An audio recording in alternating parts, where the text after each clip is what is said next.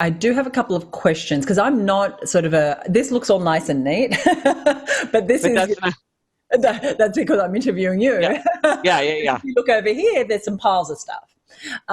And so when we're small business owners, a lot of our community, they have a corner in their home that they might be using as an office, or even if they have, external office, a messy desk itself might be trivial. Or a personal preference, like I'm kind of a creative. But what impact do you feel that work environment, whether it's home or at an external office, has on our ability to do two things: one, to be creative, one, to be productive?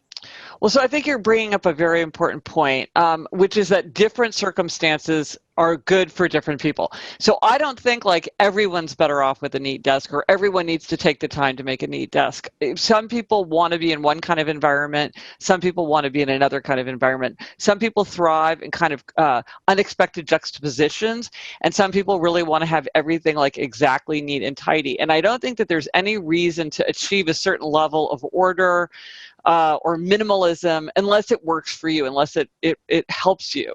But I think even people who like to have a lot of abundance or like to have a lot of stuff around, like they want stuff that's useful, things that they can use that are somehow thought-provoking or helpful. They don't want a cord that like, who knows what that cord is for? Or like those files, they don't even belong to me. I don't know why they're in the corner. Or like there's a baseball mitt on top of my printer.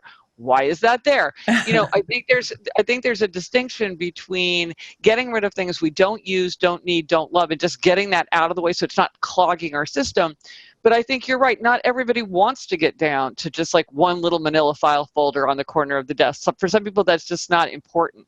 So I think it really is about, well, what works for you? And what I found is that for a lot of people, say a small business owner is a great example. A lot of times people, they really do want it to be a little bit more organized, but because they've got lots going on, sort of every day, things just kind of fall out of place or don't get quite put back. And the problem is it's not that this fosters creativity and productivity, just the opposite. It slows them down because they can't lay their hands on exactly what they need. They need that form. They need that printout. They need that phone number. And it's like, oh my gosh, like I have to sift through everything on my desk. And that just creates frustration. It slows us down. It doesn't, I always think of like a surgeon where the tools are just being snapped into the surgeon's hands. And like, that's when you feel like you can do your best work. And when you like know exactly where it is. So maybe you have 100 things on your bulletin board, but you know exactly where that phone number is that you're looking for. To me, that's like, that works for you. You don't need to have some kind of special system.